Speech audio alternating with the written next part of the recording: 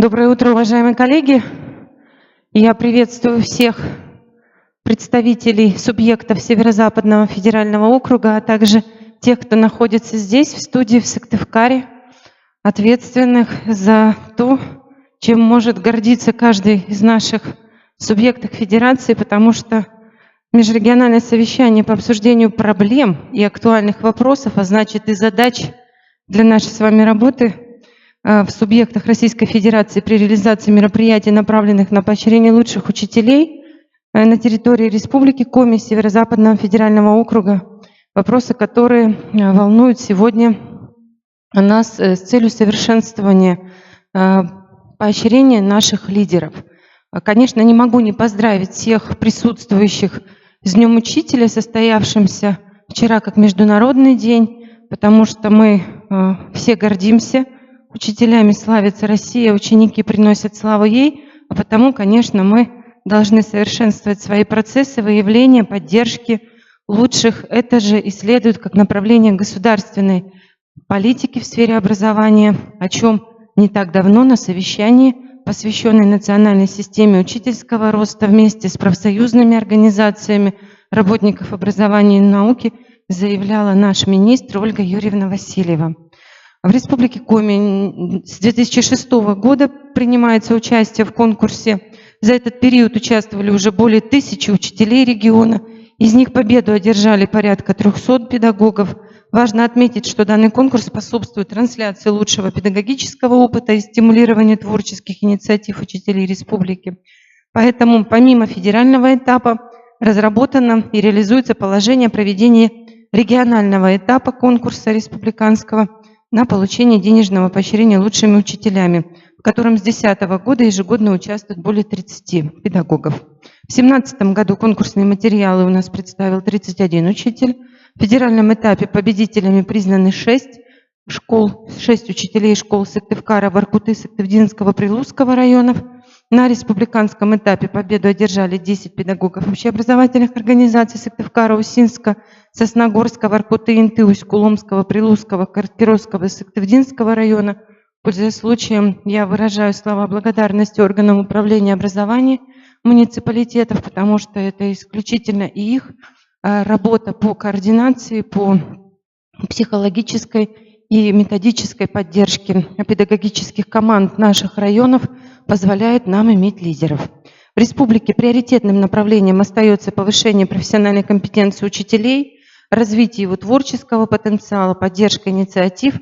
Поэтому работа по привлечению учителей к участию в данных конкурсах будет продолжена. Мы также имеем уже практику формирования реестра учителей региона. Мы надеемся, что это будет государственная информационная система и как база республика, и как базовая для, соответственно, внедрения национальной системы учительского роста, и как банк, аккумулирующий лидеров педагогического сегодня труда и по результатам методической и непосредственно профессиональной деятельности, для того, чтобы каждый лидер у нас был учтен, поддержан и, соответственным образом, далее развивался. Отдельные слова мы благодарности высказываем в адрес Федерального государственного автономного учреждения Государственный научно-исследовательский институт информационных технологий и телекоммуникаций, присутствующим здесь представителям, за то, что совершенствуют процедуру, поддерживают и, конечно, даже нас подталкивают к тому, чтобы конкурсные процедуры, как и содержательные критерии и все остальное подлежало у нас развитию. Я желаю нам, коллеги, с вами успешной работы.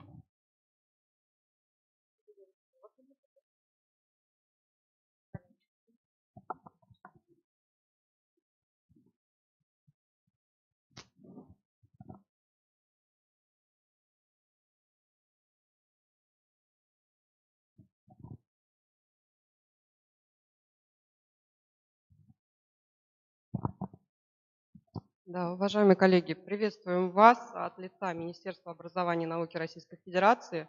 Очень приятно видеть вас на нашем совещании, которое посвящено подведению итогов реализации мероприятия, направленного на поощрение лучших учителей.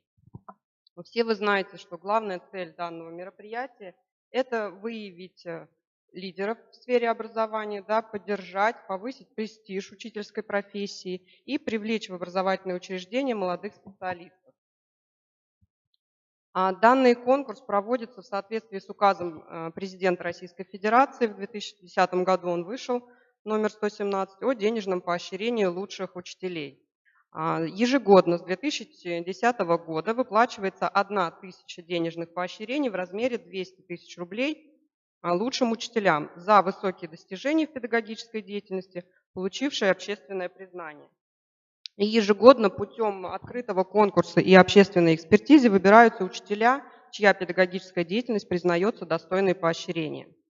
Ну, как вы знаете, в этом году произошли изменения в нормативно-правовой базе, и хотелось бы немножко вернуться в историю, рассказать, с чего все начиналось. По итогам 2015 года показатель результативности использования средств субсидий не был достигнут 17 субъектами Российской Федерации.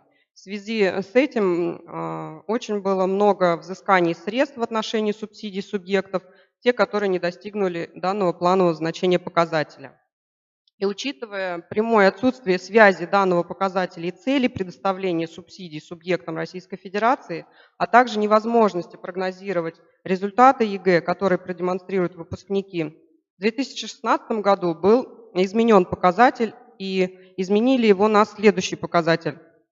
Это удельный вес численности учителей общеобразовательных организаций в возрасте до 35 лет в общей численности учителей общеобразовательных организаций.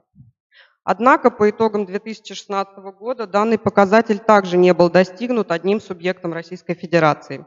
И таким образом возникла некая коллизия, что субъекты Российской Федерации были вынуждены перечислять в федеральный бюджет штрафные деньги, понимая, что показатели результативности использования субсидий на выплату денежного поощрения не являлись универсальными и единственно достоверными индикаторами использования и успешного достижения целей предоставления данных субсидий.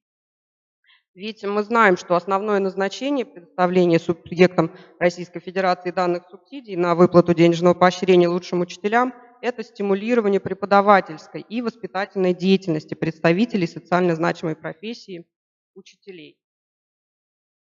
И, соответственно, с 2017 года денежное поощрение носит персональный характер и перечисляется Министерством образования и науки Российской Федерации на лицевые счета конкретных победителей конкурса, то есть минуя бюджеты субъектов Российской Федерации. В связи с этим в данном году у нас очень большие изменения в нормативно-правовой базе, и если ранее субсидию выплачивали по 521 статье, да, субсидии за исключением субсидий на софинансирование капитальных вложений в объекты государственной и муниципальной собственности в форме субсидий, то сейчас это 350 статья «Премии и гранты». И таким образом постановление правительства Российской Федерации от 30 декабря 2016 года номер 1551 о мерах по реализации федерального закона о федеральном бюджете на 2017 год и на плановый период 2018 и 2019 годов в части заключения соглашений до 1 марта 2017 года с высшими исполнительными органами государственной власти субъектов Российской Федерации о предоставлении субсидий не распространяется на мероприятие выплаты денежного поощрения лучшим учителям. Соответственно, в этой связи министерство начало процедуру по изменению законодательной базы. Неизменным остался только указ президента номер 117 о денежном поощрении учителей. С ноября по май 2017 года Министерство Российской Федерации велась работа по согласованию и утверждению постановления правительства Российской Федерации. И вот 20 мая данное постановление вышло. Постановление номер 606, которое утверждает правила выплат денежного поощрения лучшим учителям общеобразовательных организаций, реализующих как общеобразовательные программы начального, общего, основного общего и среднего общего образования. 7 июня подписывается приказ Министерства образования и науки Российской Федерации номер 500 об утверждении правил проведения конкурса. И в связи с изданием данного приказа, вступившего в силу по истечению 10 дней после его официального опубликования, утрачивает силу приказ номер 362, который до этого утверждал правила проведения конкурса на получение денежного поощрения. То есть с 9 июля у нас действует уже приказ Министерства образования номер 500, который как раз регламентирует правила проведения конкурса. И, соответственно, хотелось бы рассказать о новых требованиях к актам субъектов Российской Федерации, которые должны регламентировать данные правила. В соответствии с постановлением правительства номер 606 об утверждении этих правил, выплата денежного поощрения теперь осуществляется в пределах бюджетных ассигнований, предусмотренных федеральным законом о федеральном бюджете на соответствующий финансовый год и плановый период, и лимитов бюджетных обязательств, доведенных в установленном порядке до Министерства образования и науки Российской Федерации как получателя средств федерального бюджета. Количество денежных поощрений для каждого из субъектов теперь утверждается приказом Министерства образования и науки Российской Федерации. А раньше это были распоряжения правительства или приложения к федеральному закону о федеральном бюджете. То есть сейчас постановление 606 как раз утвердило ту формулу, по которой рассчитывается та квота количества лучших учителей, которые могут быть награждены из федеральных средств. Орган государственной власти субъекта Российской Федерации, осуществляющий государственное управление в сфере образования, по итогам конкурса должен не позднее 15 июля текущего года предоставить Министерству перечень победителей конкурса в электронном и бумажном виде. Соответственно, это нововведение, которое было в данном году, и все эти документы вы лично собирали, да, и по победителям своим представляли эти документы министерства. И, соответственно, вот в данном году наш институт проводил экспертизу данных документов. После того, как проходит экспертиза этих документов, Министерство образования не позднее 1 сентября выпускает приказ, в котором утверждается список победителей на поощрение, на выплату денежного поощрения лучшим учителям.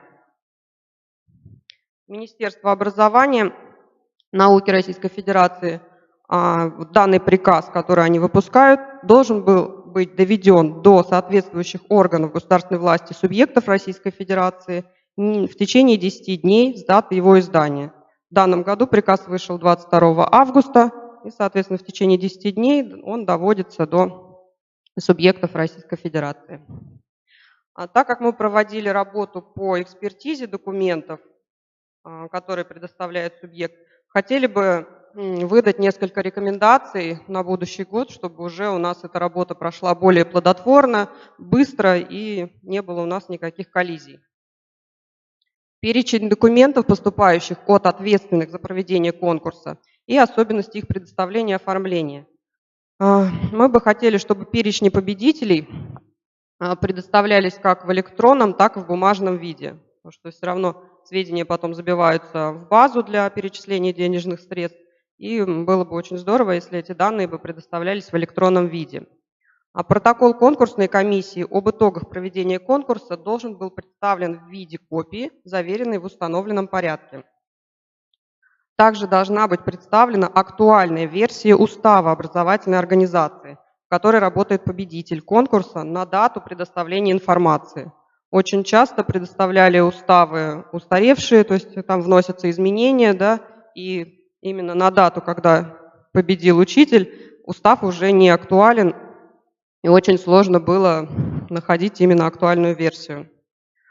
А далее приказ органа государственной власти субъекта Российской Федерации, который осуществляет государственное управление в сфере образования, об итогах конкурса должен быть представлен в виде тоже копии, заверенной в установленном порядке. Соответственно, мы рекомендуем прописывать в приказах должности учителей и названия учебных заведений, в которые работают учителя, согласно их уставам. То есть именно так, как в уставе написана организация, точно так же она должна быть прописана и в приказе. В справках с места работы на каждого победителя конкурса необходимо включать следующие сведения. Точное наименование организации в соответствии с уставом. Все-таки мы смотрели на устав, сверяли. Точные фамилии победителей, прям точно как в паспорте. Если там Е или Ё, то, соответственно, в приказе, в справке тоже должна быть Е или Ё. Очень четко прописывать. Ну, желательно прописывать должность учителя с указанием предмета и общий педагогический стаж учителя, включающий стаж на работы на указанном месте. То есть вот такие рекомендации именно к справке. Также хотим обратить внимание, тоже были некие такие коллизии у субъектов, что протокол конкурсной комиссии, он должен быть подписан раньше приказа субъекта об утверждении победителей. Бывали случаи у нас, что и наоборот было. Приказ субъектов об утверждении победителей должны быть подписаны позднее приказа министерства номер 500, то есть позднее 7.06.2017 года. Это тоже такая была распространенная ошибка. Личные заявления от победителей конкурса о предоставлении денежного поощрения, содержащие реквизиты счетов победителей конкурса, открытых кредитных организаций, и прилагаемые к ним копии документов, удостоверяющих личных победителей конкурса. По этим личным заявлениям следующие рекомендации. Дата подписания личного заявления и согласия на обработку данных должна быть позднее даты подписания приказа Миноборнауки номер 500.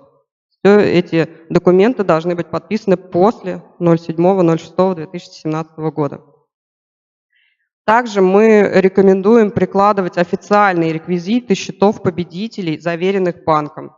То есть лучше, если это будет справка из банка, где будет четко прописано в электронном виде номер счета и все реквизиты банка, не в письменном виде, где человек может ошибиться.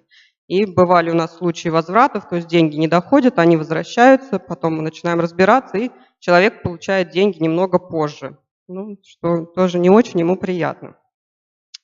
И также рекомендуем заявление печатать, а не писать от руки, чтобы можно было корректно распознать реквизиты, фамилии. То есть лучше, если это будет печатная версия, а не написанная от руки.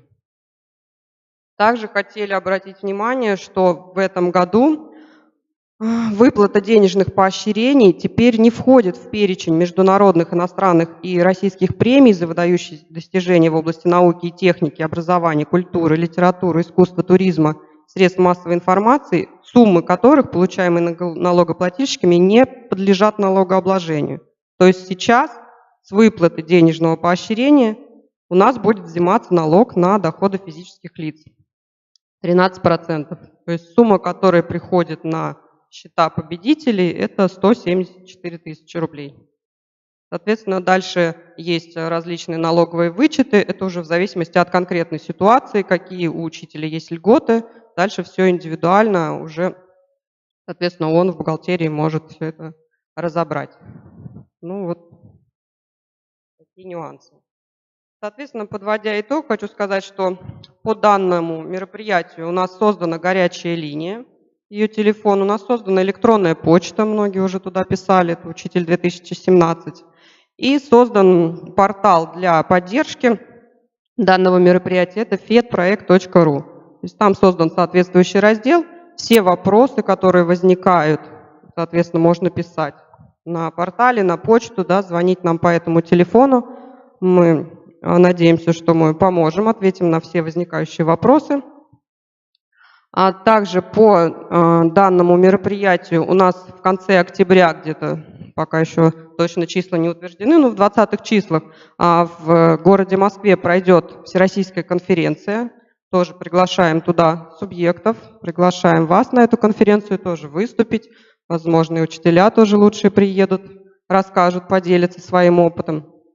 Вот, конференция, о дополнительной информации мы сообщим о конкретных датах, ну, это где-то в 20-х числах октября. То есть конференция, она завершит наше мероприятие, то есть там будет и Министерство образования тоже. Возможно, они ответят на те вопросы, которые у вас сейчас возникнут, да, и мы не в своей компетенции на них ответить. Мы по итогам совещания сформируем протокол, доведем его до Министерства Российской Федерации, они, соответственно, уже на эти вопросы ответят. Ну, соответственно, в итоге хотела бы выразить слова благодарности ответственным специалистам органов исполнительной власти субъектов Российской Федерации, которые осуществляют государственное управление в сфере образования, за то, что вот в эти нелегкие изменения, да, в этот наш период, когда нормативно-правовая база менялась, все-таки максимально мы собрались из этой ситуации вышли, да, нашли выходы, и итогом данного мероприятия стало все-таки получение денежных вознаграждений нашими лучшими учителями. Надеемся на дальнейшее сотрудничество плодотворное. Если есть вопросы, могу ответить.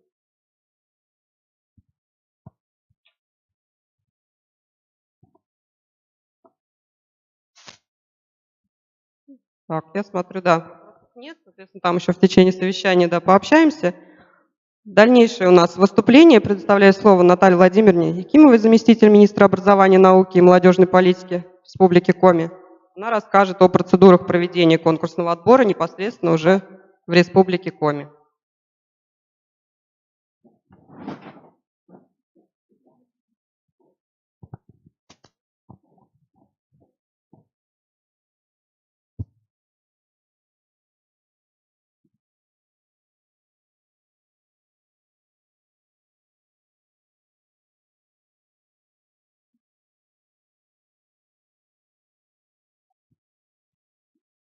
Добрый день, уважаемые коллеги. Мы рады приветствовать всех в городе Сыктывкаре, кого-то лично, кого-то онлайн. И особо приятно вас приветствовать в завершении нашего очень большого, грандиозного мероприятия, которое проходило всю неделю в Республике Коми, образовательный форум Республики Коми «Образование, государство и общество». И мы благодарны представителям Информики, которые смогли в эти мероприятия приехать к нам. И сегодняшний день у нас форум завершается вот таким очень, с одной стороны, локальным, но для нас, для и организаторов, и учителей очень важным мероприятием.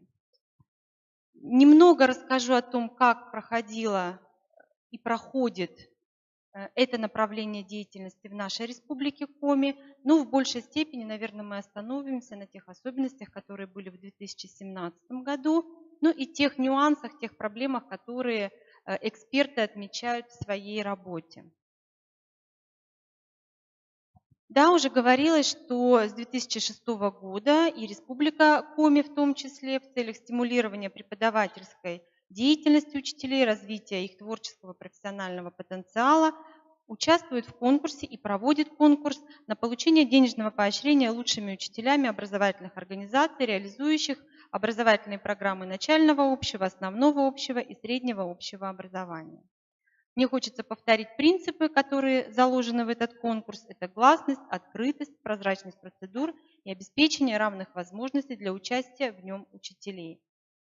Конечно, как и в других субъектах Российской Федерации, Республика Коми проводит конкурс в соответствии с нормативными документами. Это и указы президента, и постановления правительства Российской Федерации, и приказы Министерства образования и науки Российской Федерации, если мы говорим про федеральный этап конкурса. Я перечислять не буду, уже об этих документах говорилось, и все организаторы прекрасно знают, чем руководствуются в своей работе. За 12 лет участия в конкурсе в федеральном этапе у нас в республике было принято 1105 заявок от учителей. Конечно, если вот вы видите на слайде диаграмму количество поданных заявок и, соответственно, количество победителей в первые годы значительно было большим. Да? Это было обусловлено тем, что вот в первые 4 года предусматривалась выплата достаточно большому количеству педагогических работников. Ну а далее, особенно с 2014 года, мы наблюдаем тенденцию к снижению количества участников федерального конкурса. Я думаю, что есть абсолютно объективные причины. Это не так просто подготовить конкурсные документы, и вы знаете критерии, вы знаете, какие подтверждающие материалы и сведения надо прикладывать. Вызывает, скажем так, не особое желание у наших учителей участвовать в этих конкурсах. Немного хочу остановиться уже непосредственно на республиканском этапе. Республиканский этап или республиканский конкурс, будем это так называть, проходит в Республике Коми с 2010 года. И тоже на диаграмме представлена вариативность участников и количество победителей. За 8 лет участия в конкурсе принято было 532 заявки от учителей республики. Ну и по итогам в общем количестве стало 317 учителей. Признаны они у нас победителями. Ну и здесь аналогично федеральному конкурсу мы видим и количество участников в первые годы высокое, и снижение, соответственно, к 2017 году. В 2017 году в Республике Коми был проведен конкурс аналогично в двух уровнях, для федерального и для республиканского, и в два этапа. Первый этап заявочный у нас в республике, он проходил с 15 июня по 20 июня, скажем так, более технического уровня этап. Это прием, регистрация, экспертиза конкурсных документов. И второй этап отборочный уже непосредственно проходил с 21 июня по 4 июля 2017 года, непосредственно экспертиза конкурсных документов. На основании каких нормативных правовых актов мы проводим, здесь на слайде вы тоже видите. Соответственно, издаются необходимые документы. В этом году приняли участие в республиканском конкурсе 31 педагог из 9 муниципальных образований. Всего у нас в республике 20 муниципальных образований. И вот лишь 9 изъявили желание представить материалы своих учителей на этом конкурсе. Если анализировать кратко по должности, то наибольшее количество конкурсных работ представили учителя начальных классов, учителя истории и обществознания. Ну, тенденция такова, что учителя начальных классов, филологи, историки и немного учителей иностранных языков, вот они наиболее активны в представлении своих материалов для участия в конкурсе. Состав конкурсной комиссии был также сформирован. У нас было издано положение о конкурсной комиссии, все было утверждено приказом Минобра Республики Коми. В состав вошли руководители образовательных организаций, представители профессиональных объединений работодателей, родители обучающихся, представители общественных объединений, осуществляющих свою деятельность в сфере образования. Всего было задействовано 28 человек. С целью реализации вышеуказанных принципов гласности, открытости, прозрачности процедур конкурса, конкурсная комиссия опубликовала прямые ссылки на публичные презентации учителей, допущенных к участию во втором этапе конкурса. И на сайте Коми Республиканского института развития образования любой желающий мог познакомиться с презентационными материалами участников республиканского конкурса. Конкурсный отбор проходил на основании двух групп критериев. Критерии квалификационного отбора и критерии конкурсного отбора. Из 31 педагога, которые направили документы на конкурс, все 31 были допущены для участия в отборочном этапе.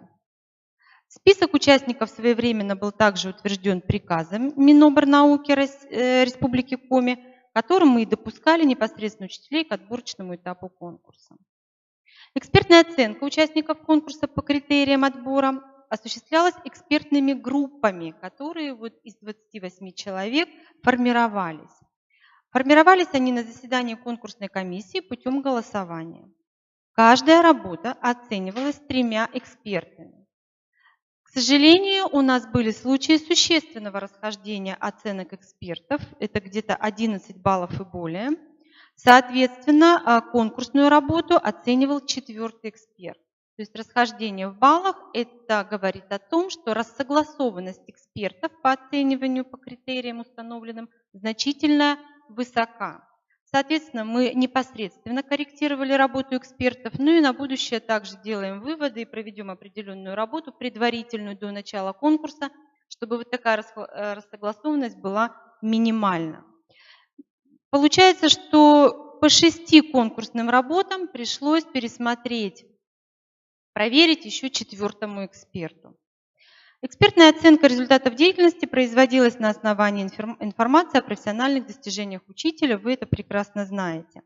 Эксперты работали в режиме временного коллектива, самостоятельно определяли свой график с учетом сроков завершения экспертизы документов. Конкурсная комиссия организовала распределение всех документов между участниками методом случайной выборки. Баллы, которые выставляли эксперты, суммировались и выводился средний балл по каждому учителю, а также определялось среднее значение баллов по критериям отбора. Немного хочется сказать уже о самих критериях. Наименьший средний арифметический балл конкурсного отбора определился по критерию создания учителем условий для адресной работы с различными категориями обучающихся. Не могу, конечно, судить, как в других субъектах Российской Федерации, но мы понимаем, что к адресной работе с учеником это не только материалы этого конкурса показывают, это показывают и все внешние оценочные процедуры, в которых мы принимаем участие. Так вот, это свидетельствует о том, что наш учитель не совсем еще понимает, что такое адресная работа. Вот те принципы закона об образовании в Российской Федерации, где мы говорим об индивидуализации обучения, о формировании индивидуальной траектории развития, индивидуальных учебных планов, наш учитель пока не совсем принимает. Может быть, потому что не совсем понимает эти принципы. И, соответственно, и этот конкурс показал, что данный критерий достигается значительно не очень хорошо, скажем так. По критерию высокие результаты в неурочной деятельности обучающихся по учебному предмету в большинстве материалов отсутствует описание образовательных эффектов неурочной деятельности, не отражена диагностика эффективности в неурочной деятельности школьников. Некоторые конкурсанты, раскрывая показатель позитивная динамика уровня успеваемости всех учащихся за последние 3 года, а также показатель позитивная динамика качества знаний всех учащихся за последние 3 года, представили результаты классов только с лучшими результатами, то есть сделав такую удобную для них выборку, не показав результативность всех обучающих. В максимальном большинстве конкурсных материалов отсутствуют подтверждающие документы по итогам апробации заявленных конкурсантами методических продуктов профессиональным сообществом. Здесь, я тоже полагаю, причина более глубже. Не совсем мы пока умеем, может быть, организационно страдают какие-то механизмы, обращаться в профессиональное сообщество, хотя они у нас вариативно созданы во всех местах, для того, чтобы получить соответствующую экспертную оценку и какой-то рецензионный продукт. Общий показатель по критерию обеспечения высокого качества организации образовательного процесса на основе эффективного использования различных образовательных технологий свидетельствует о том, что учителя недостаточно уверенно владеют образовательными технологиями. Об этом же говорят и конспекты уроков. Чаще всего в них, в конспектах уроков, заявленная образовательная технология носит формальный характер. Здесь я тоже думаю, вот этот показатель как лакмусовая бумажка. Технологий много, они современные, они призваны быть эффективными. Мы их транслируем, мы всесторонне пытаемся обучить наших педагогов этими технологиями. Но вместе с тем, увлекаясь использованием сразу нескольких технологий, мы забываем принципы этой технологии, мы не можем протранслировать и использовать ее до конца, начинает страдать от этого методика преподавания и так далее, и так далее. И, соответственно, вот результат у нас не достигается, используя технологию в целях повышения качества образования. В критерии создания учителем условий для приобретения обучающимися позитивного социального опыта, формирования гражданской позиции, учителя описывают разнообразные формы работы с учащимися, но, как правило, не отражают механизмы развития самоопределения школьников, не представлена система работы по формированию патриотизма, толерантности, экологической культуры и других важных качеств учащихся, которые, как вы знаете, у нас предусмотрены федеральными государственными образовательными стандартами общего образования. При оценивании данного критерия эксперты учитывали прежде всего степень результативности социального опыта учеников, а не количество организованных и проведенных учителем мероприятий. Ну и последний критерий, который хочется осветить, это обеспечение непрерывности собственного профессионального образования. Всеми конкурсантами были представлены документы о непрерывном собственном профессиональном образовании, но не представлено аргументированного описания. То есть не описывают, какой опыт транслировался на конкурсе, что дал этот конкурс педагогу в плане профессионального развития личностного роста и так далее. В целом, по всем критериям, по мнениям наших экспертов, учителям необходимо обратить внимание на следующее. Необходимо аналитическое обоснование приведенных таблиц, диаграмм, перечень мероприятий, достижений и так далее. Обязательно наличие документов, подтверждающих информацию о профессиональных достижениях. Повтор информации, подтверждающих документов в нескольких критериях, был неуместен. Итак, на основании результатов проведенной экспертизы конкурсная комиссия сформировала рейтинг участников конкурса. В этом году, я еще раз хочу подчеркнуть, мы проводили один конкурс, большой конкурс, совмещая федеральный и региональный этап. И, соответственно, учителя, занявшие с 1 по 6 место в рейтинге, у нас были признаны победителями конкурса федерального уровня, которым выплачено уже в настоящий момент денежное вознаграждение. Учителя, занявшие с 7 по 16 места в рейтинге, у нас признаны победителями конкурса республиканского уровня, которым, соответственно, выплачено денежное вознаграждение в размере 150 тысяч рублей из средств бюджета Республики Коми. Хочется отметить, что начиная с 2006 года у нас 2 человека трижды становились победителями федерального уровня и 13 человек дважды.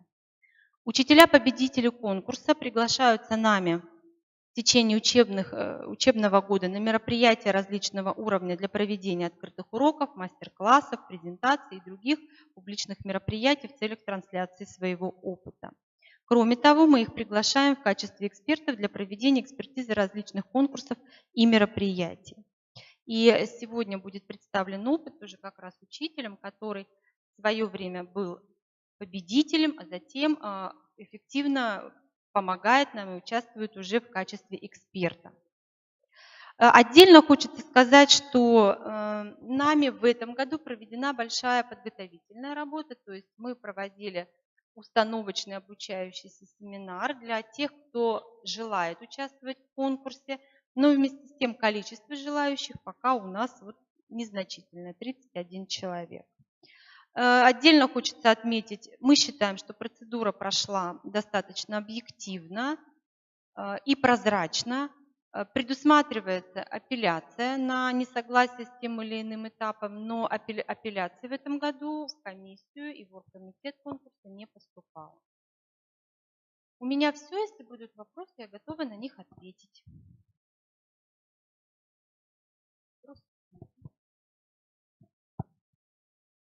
Передаю.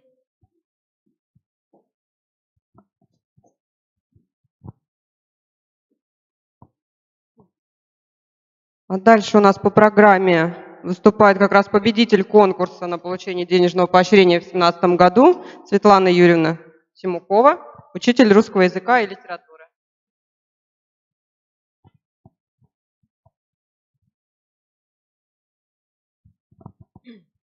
Ну, я представлюсь. Симукова Светлана Юрьевна, учитель Коми республиканского лицея при Сыктывкарском государственном университете.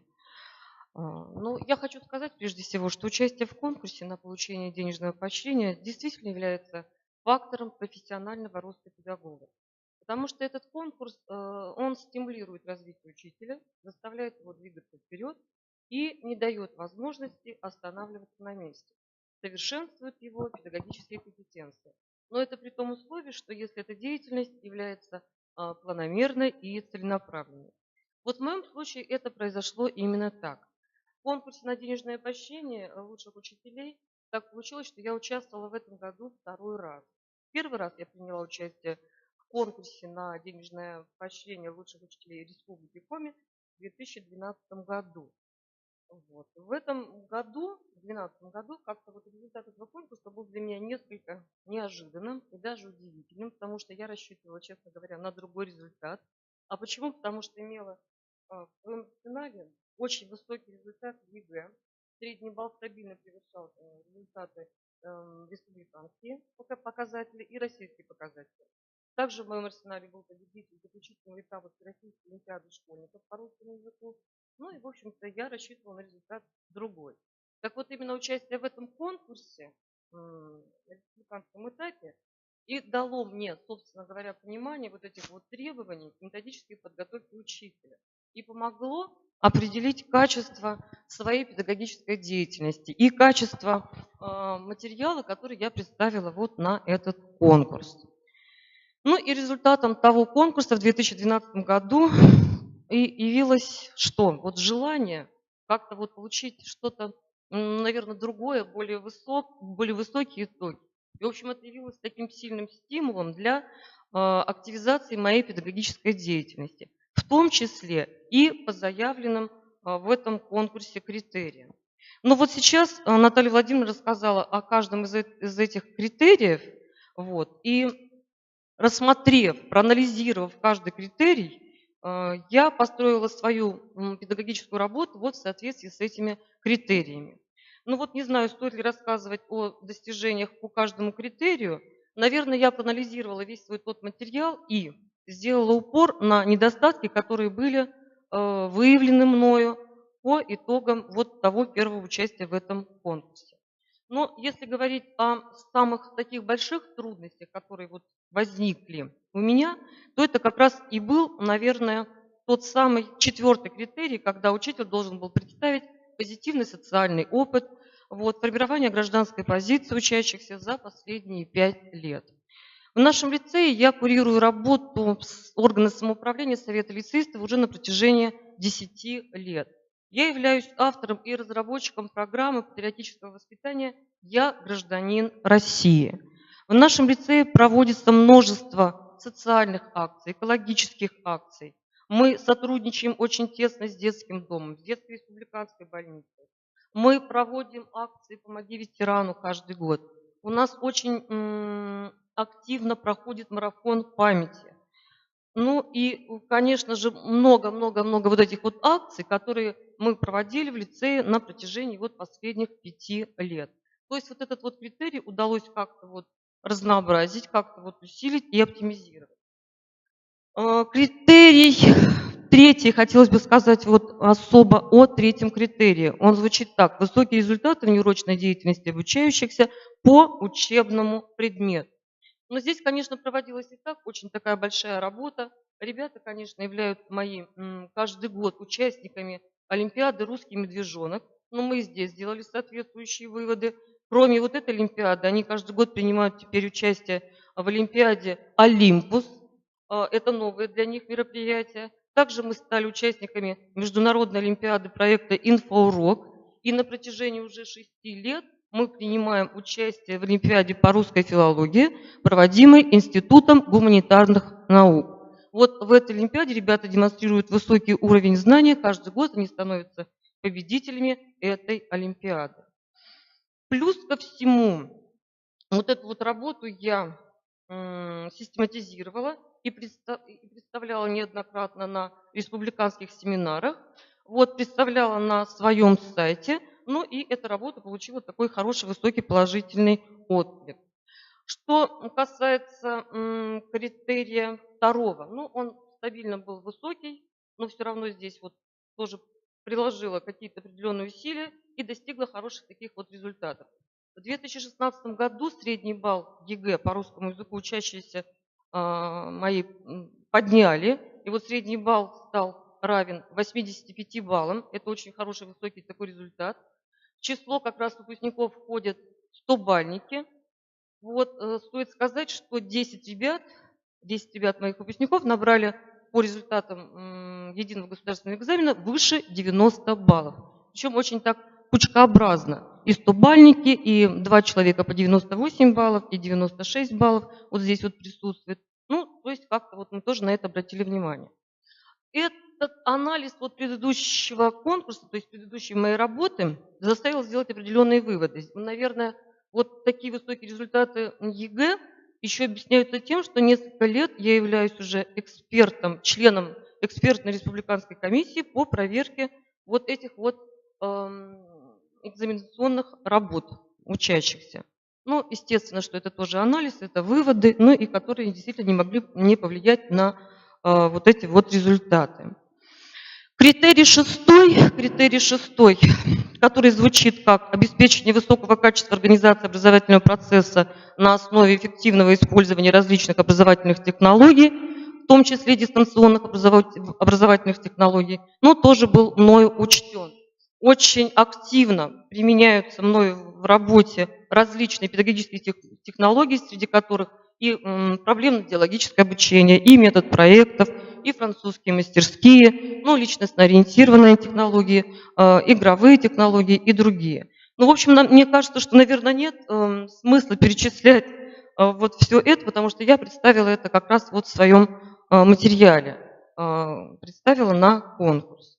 Ну, заканчивая свое выступление, хочется сказать действительно, что конкурсы – это вещь необходимая, нужная, потому что это действительно является сильным таким стимулом для работы наших педагогов. Ну и, наверное, вызывает интерес и заставляет работать, двигаться вперед, не стоять на месте, как было и в моем случае. Все, передаю следующему выступающему. Вопрос? Да.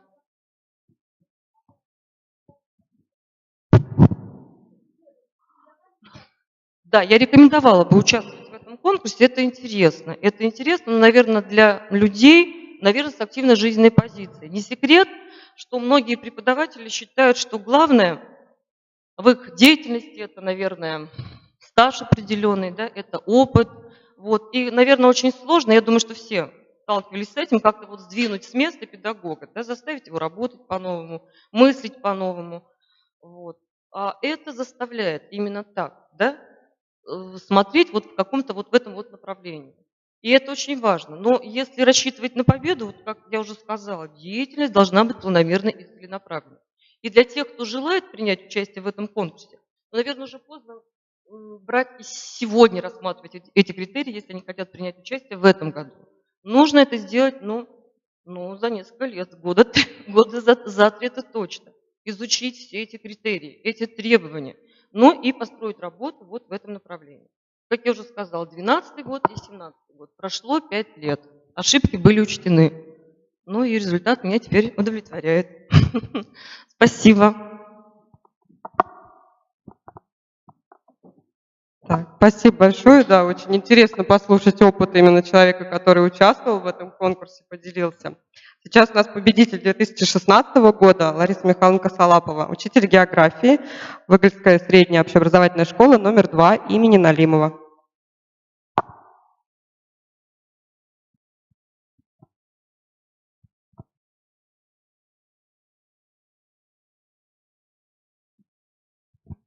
Всем еще раз добрый день.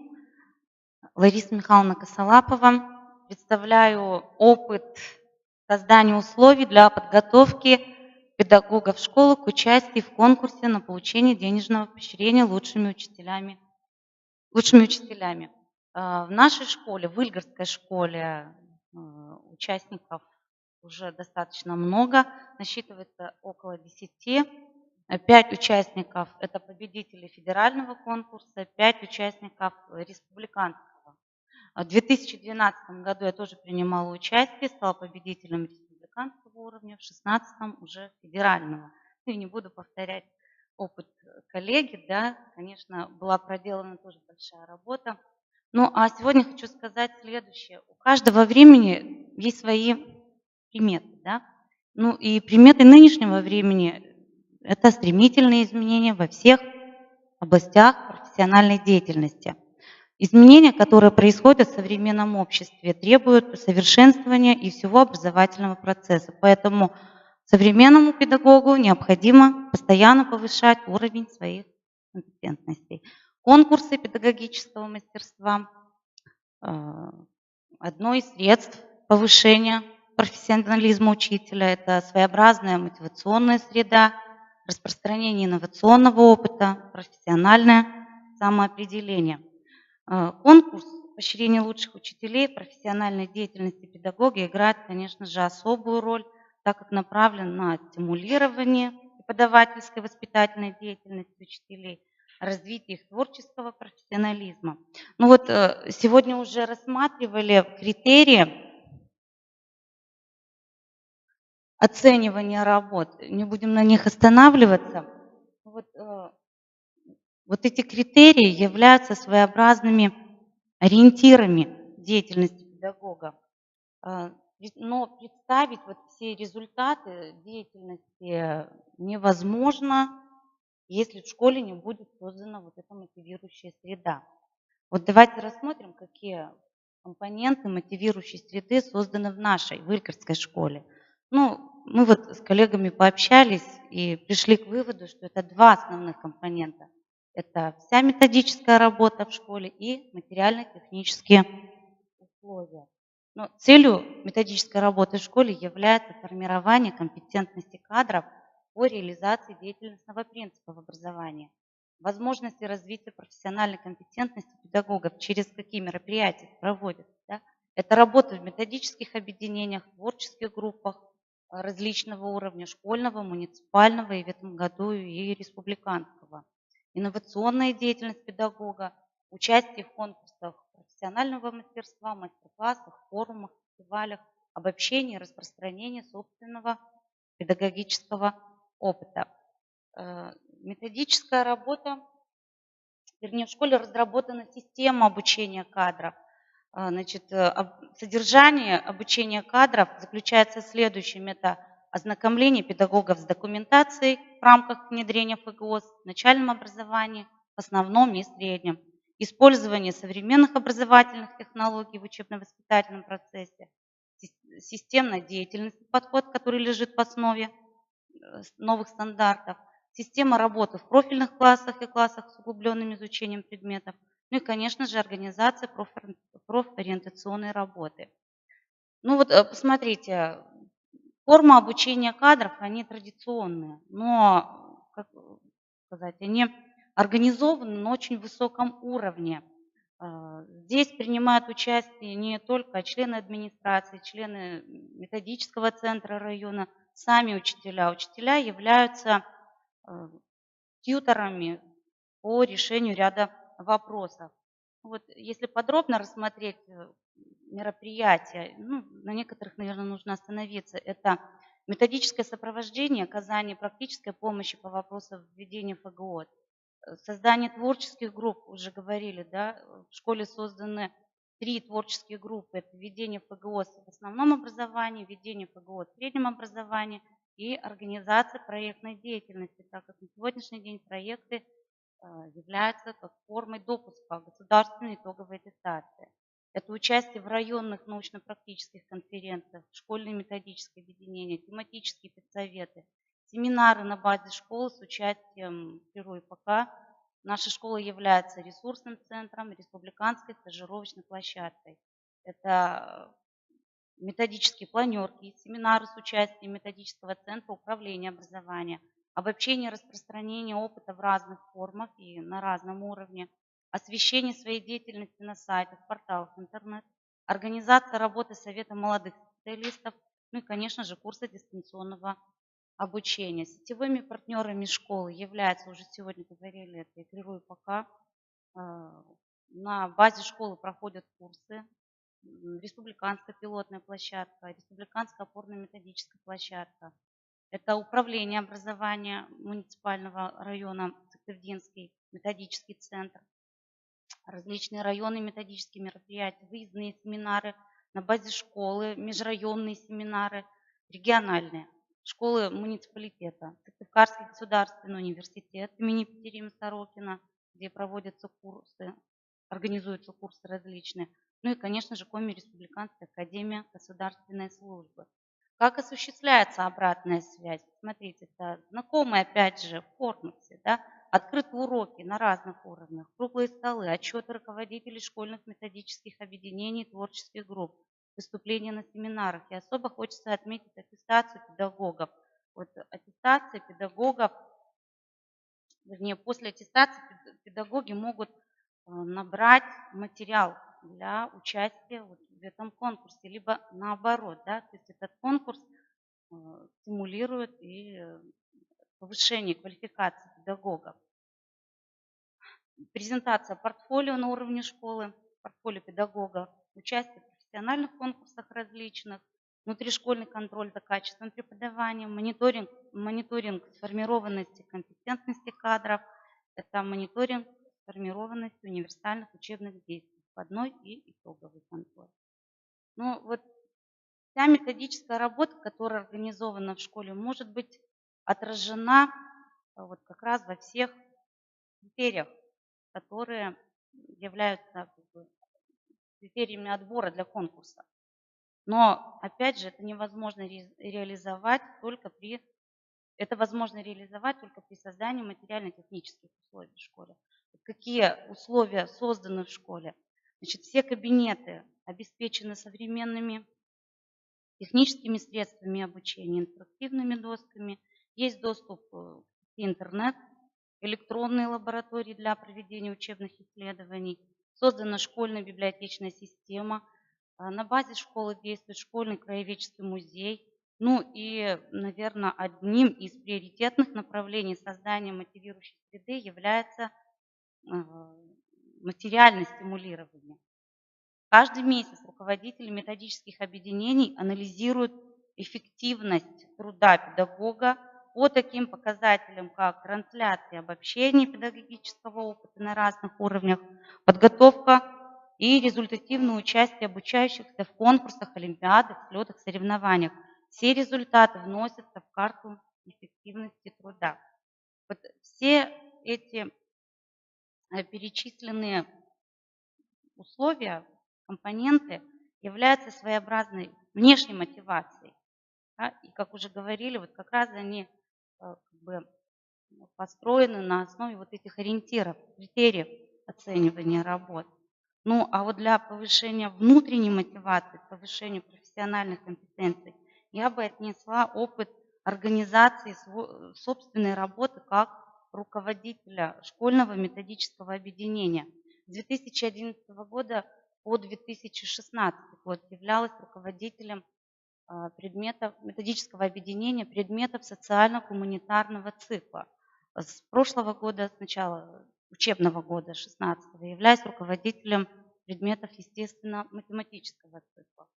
Вот, и вот здесь я хочу представить опыт работы, вернее, создания условий, да, для участия учителей в конкурсах на основе создания научного общества учащихся. В школе накоплен большой опыт организации проектно-исследовательской деятельности учащихся на разных ступенях образования, как во внеурочной и урочной деятельности. Особо бы хотелось отметить вот как раз достижения неурочной исследовательской деятельности. Результаты своих исследований учащиеся ежегодно представляют на конкурсах различного уровня, в том числе и на всероссийском. Поэтому возникла идея создания научного общества учащихся. Выбор данной формы деятельности обусловлен тем, что эти объединения восприимчивы к инновациям, уже потому, что сама суть этих объединений – это выполнение исследовательских и проектных работ. Эти объединения, научное общество – это объединение единомышленников. Хочу обратить внимание учащихся и самих учителей для организации более глубоких исследований на основе сетевого взаимодействия. Здесь имеется в виду работа с учеными. Необходимость создания общества продиктована всем ходом развития учебно-воспитательного процесса в нашей школе. Идея создания, опять же, принадлежит учителям методического объединения предметов социально-гуманитарного цикла.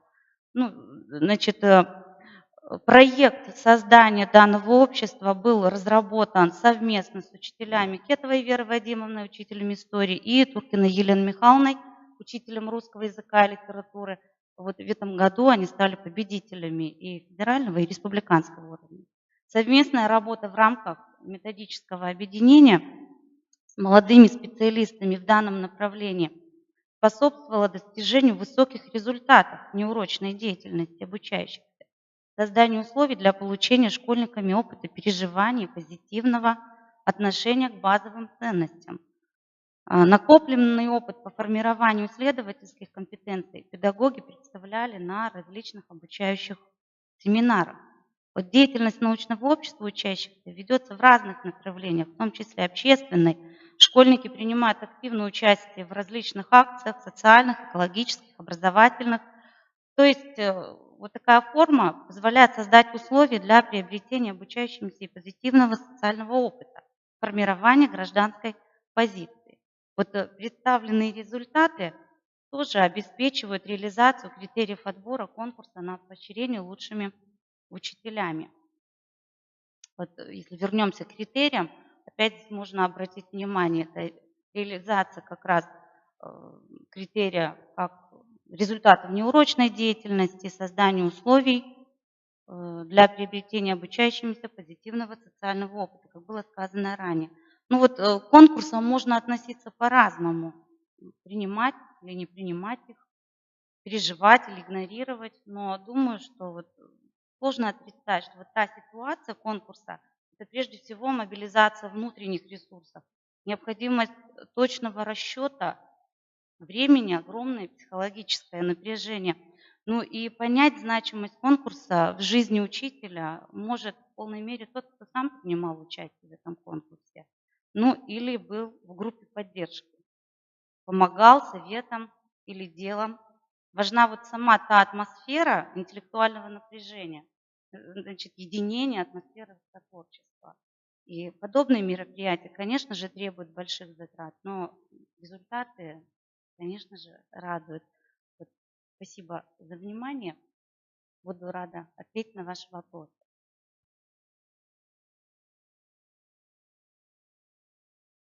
Спасибо большое.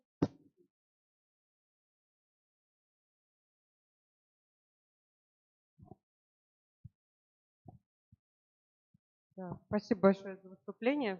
Надеюсь, через 5 лет тоже увидим вас в списках победителей конкурса. Сейчас хотелось бы предоставить слово Анастасии Константиновне Даниловой. Это заведующий учебно-методическим управлением Государственного бюджетного учреждения дополнительного профессионального педагогического образования Санкт-Петербургской академии постдипломного педагогического образования. У нас коллеги подключаются дистанционно, соответственно, она будет вещать дистанционно. Так. Анастасия Константиновна, нас слышно?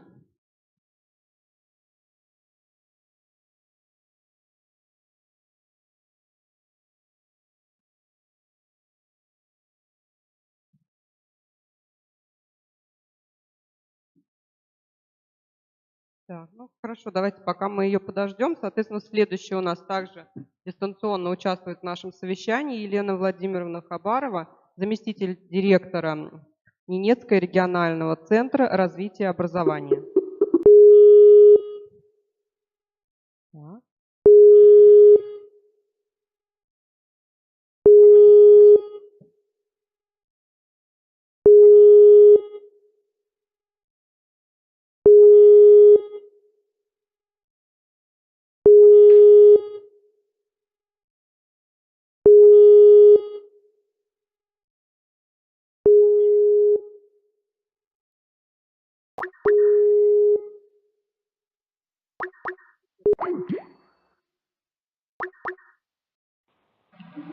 Так. Алло, да, Анастасия Константиновна. Все, мы вас слышим. Добрый день. Все. Алло. Да, мы вас слышим, да, говорите.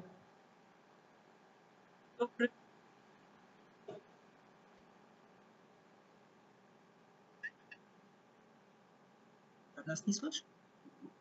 Вот сейчас мы вас слышим. Говорите. Не совсем понимаю. Анастасия Константиновна. Да. Вот, слышно, да. Продолжайте. Здравствуйте, коллеги. Рада приветствовать. У меня по проведению конкурса в Санкт-Петербурге в 2000 году. Естественно, на основании постановления правительства Санкт-Петербурга от 3 июня 2010 года номер 727 о премиях правительства, ну и с изменениями, внесенными постановлением правительства от 26 года. Да. И да. Как-то вы периодически пропадаете. Вы подальше от микрофона можете отойти? Хорошо. Вот. Да. С изменениями, внесенными постановлениями правительства Санкт-Петербурга от 26 сентября 2017 года, номер 823.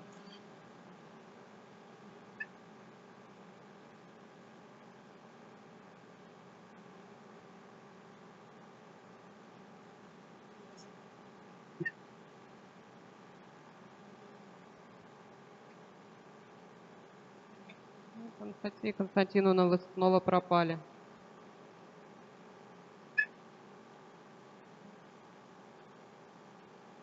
Вы нас не слышите?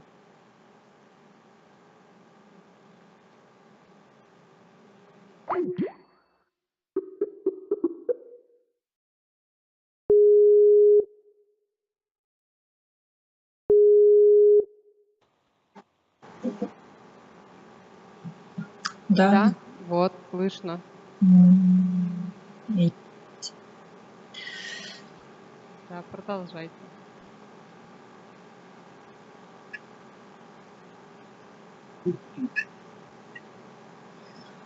Распоряжением Комитета по образованию создана комиссия по проведению конкурса. В состав комиссии входят руководители образовательных учреждений, ну, так же, как и у вас всех, представители общественных организаций, родительская общественность и представители профессиональных объединений работодателей. В этом году численность комиссии 15 человек, а заявок было подано 97. Так же, как и у коллег, каждую индивидуальную папку отсматривает 3 эксперта.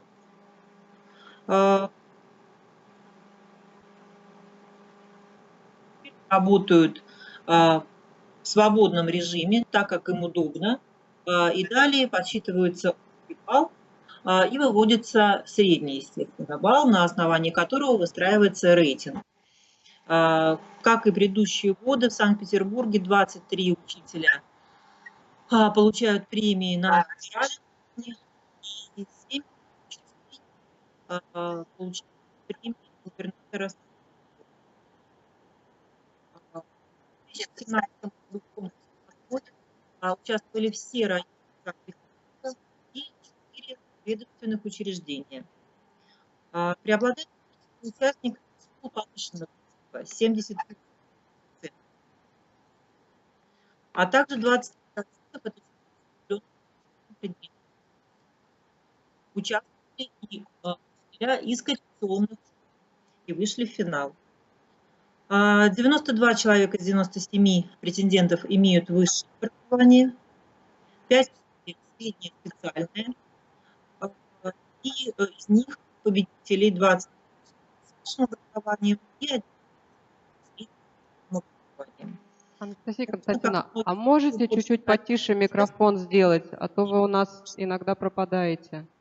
Также работа более 20 лет. 56 человек со стажем работы более 20 лет, до 20 лет 30 человек и до 10 лет 9.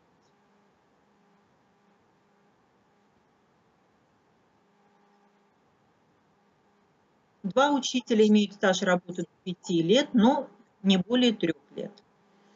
А в этом году состав участников помолодел. До 35 лет 10 человек, до 50 лет 62 человека и 25 учителей старше 50 лет.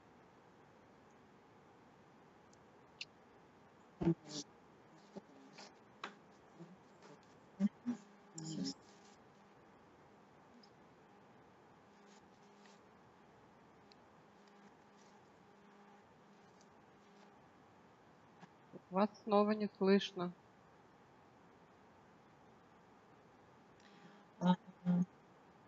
Хорошо, попробую сделать тише. Чуть-чуть потише, да, подальше от микрофона.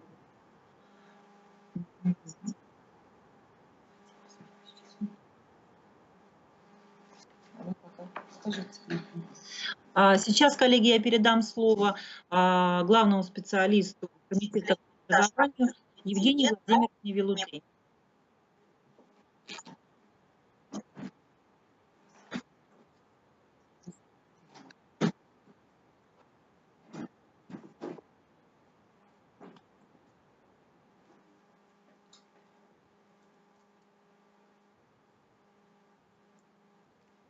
Коллеги, вас не слышно.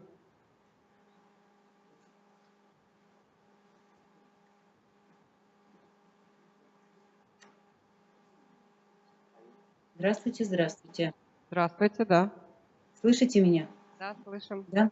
Здравствуйте. Я не услышала, представила меня Анастасия Константиновна, Мгм.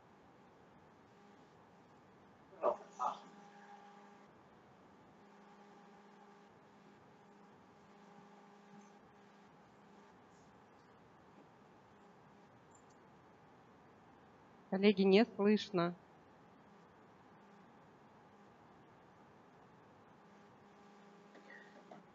Добрый день, уважаемые коллеги. Я уже что-то сказала.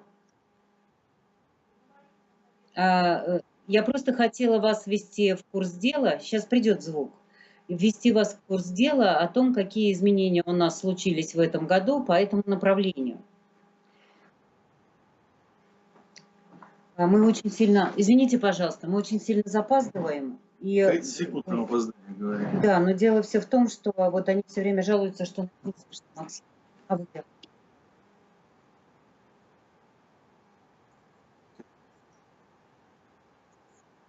Нет, сейчас звук появился, все хорошо, вы говорите. Где вот это? Что? Не, сейчас мы в скайпе. Угу. Опять. 30 секунд задержка. Мгм. Поэтому надо сказать, 30 секунд ждать. Они все время говорят, что не слышно, поэтому я. Уважаемые коллеги, вот сейчас звук пройдет, давайте я быстро очень скажу сначала. Потому что я приветствовала их.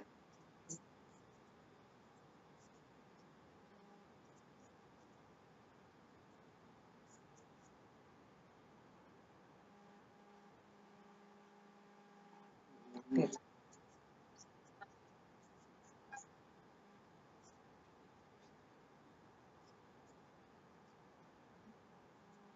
Коллеги, давайте мы тогда чуть попозже вас подключим, потому что звук периодически пропадает. Вы начинаете говорить, и мы вас не слышим. Может, по телефону с ним разговаривать. Погромко слышно. Да.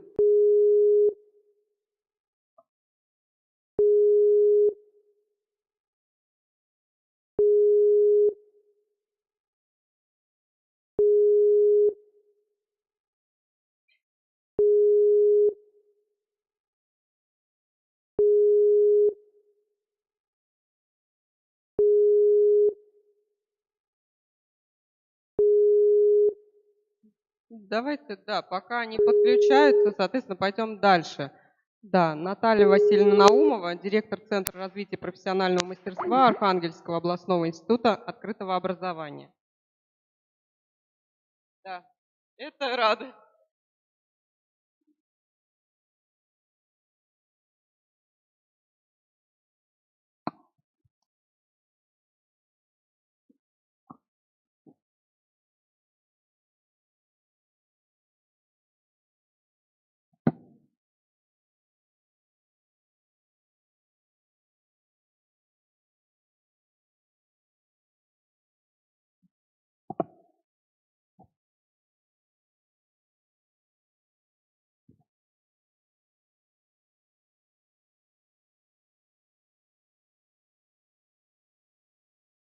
Уважаемые коллеги, я всех приветствую и хотелось бы обратиться к жителям нашего северо-запада на 3 языках.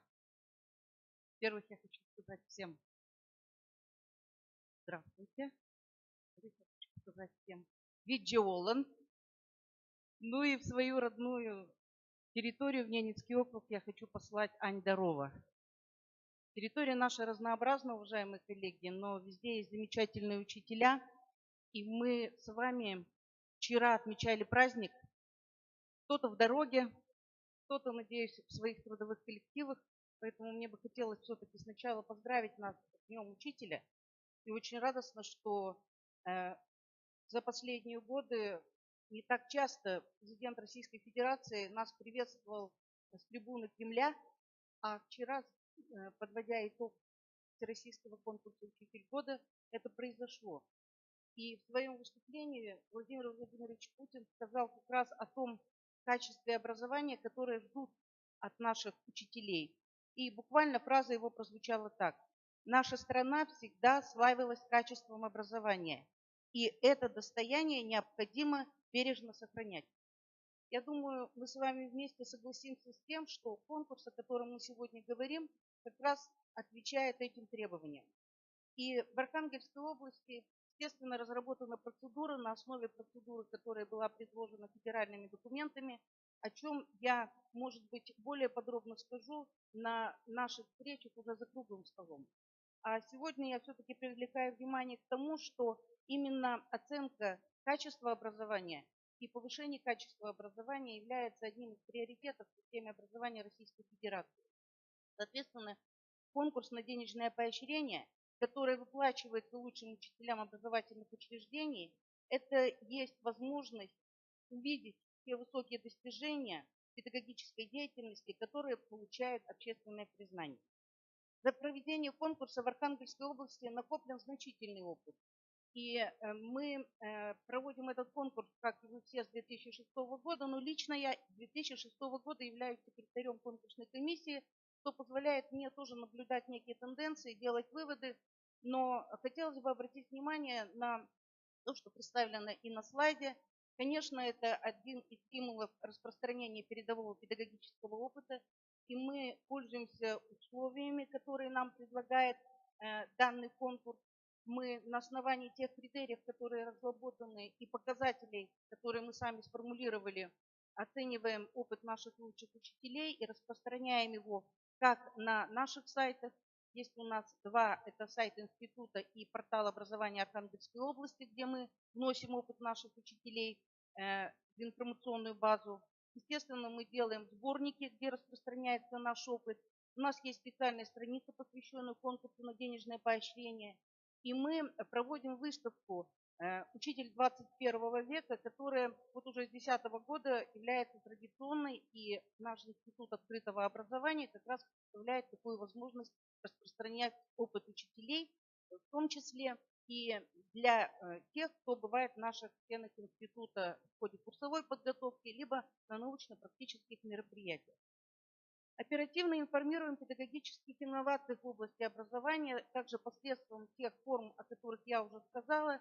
Ну и я также хочу обратить внимание на то, о чем мы здесь говорили. Повышение престижа профессии учителя через конкурс, конечно же, происходит, потому что гласность этого конкурса – это одно из обязательных условий, а значит, о нашей профессии, о наших достижениях знают.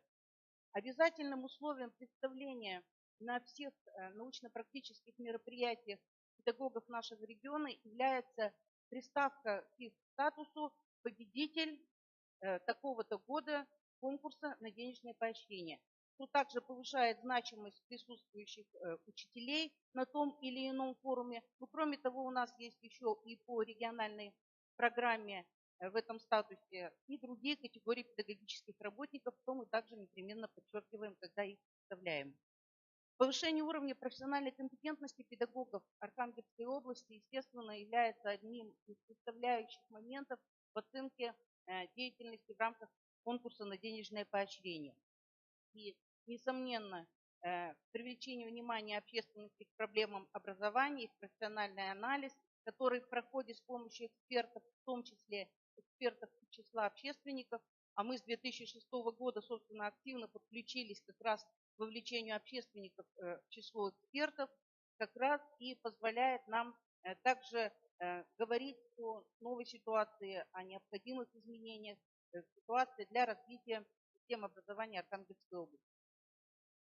Разъяснительная работа о необходимости общественного участия в экспертизе материалов педагогов проводится при взаимодействии с общественными организациями, не только работающими в системе образования, но и организованными в системе образования, но и в целом на территории Архангельской области.